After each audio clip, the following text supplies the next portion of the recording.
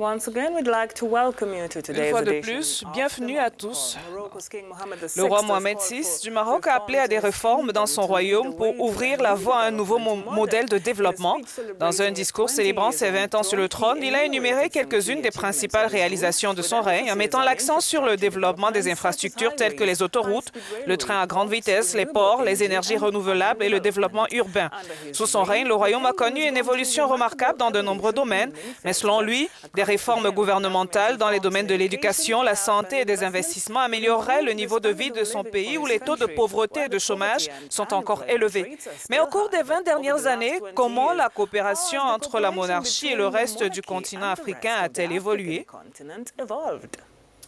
Eh bien, Lynette, sous son règne, le roi Mohamed VI a réorienté sa politique étrangère avec comme axe majeur la réintégration du Maroc à l'Union africaine, ce qu'il a réussi en 2017. Et sur le plan économique, le royaume coopère davantage avec d'autres pays africains. Et par exemple, plusieurs banques marocaines possèdent des filiales dans les pays de l'Afrique de l'Ouest.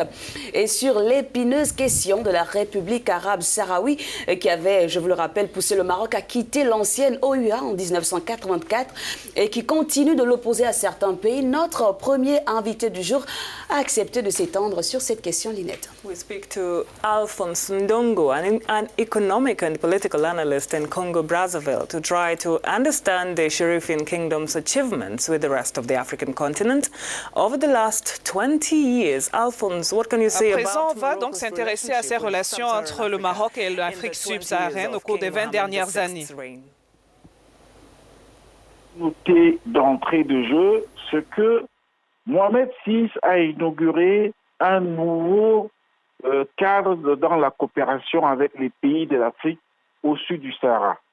Bon, Mohamed, on le sait déjà bien, son feu père Hassan II, avait de très bonnes relations avec la plupart des États de cette partie du continent.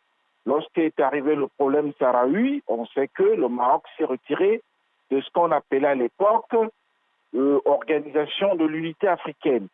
Mais l'arrivée de Mohamed VI a surtout permis au Maroc de pouvoir mieux se positionner en termes de services notamment financiers et bancaires. Il n'y a qu'à voir comment est-ce que le Maroc, à travers ses banques, a pu bien se déployer aussi bien en Afrique centrale qu'en Afrique de l'Ouest.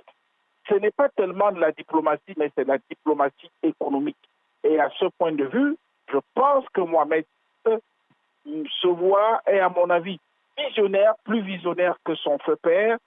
Ce n'est pas totalement parce que le Maroc nous aime, mais c'est parce que le Maroc est un pays qui est en train de se déployer, qui essaie d'étendre son expansion dans l'Afrique noire à des fins tout à fait stratégiques, des stratégies économiques et financières.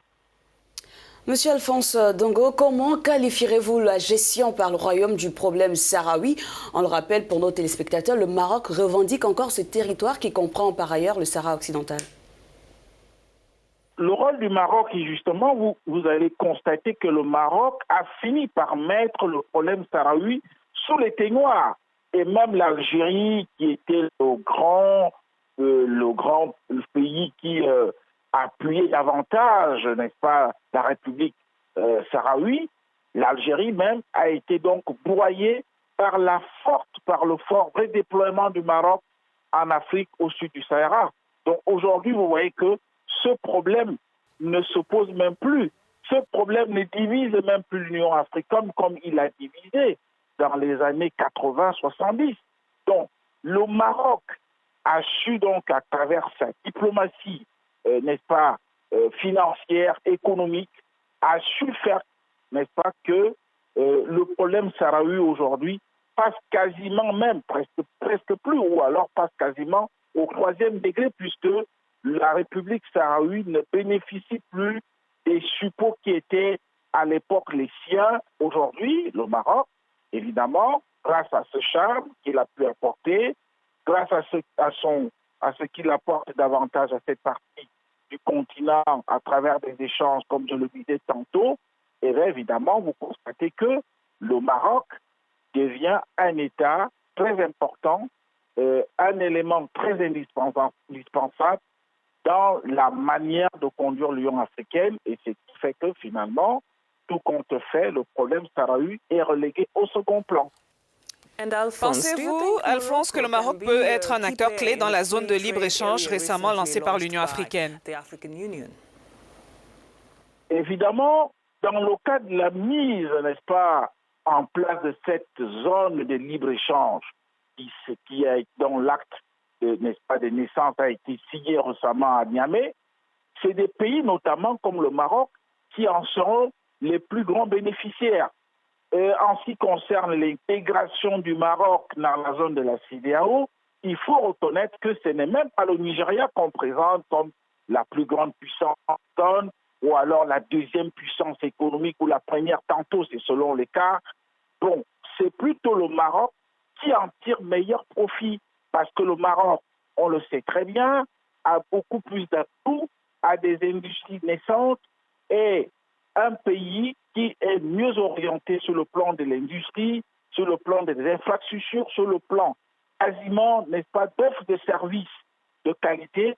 Et donc, un pays comme le Maroc, ça va lui permettre de bénéficier déjà d'un marché très important comme celui de la CEDEAO. Et lorsqu'on intègre déjà une zone comme celle-là, évidemment, le Maroc va devenir un pays très puissant. Sous la direction de Mohamed VI, ils ont dû prendre de très bonnes décisions et qui vont, à mon humble avis, être des décisions qui vont certainement renforcer l'expansion économique et financière du Maroc.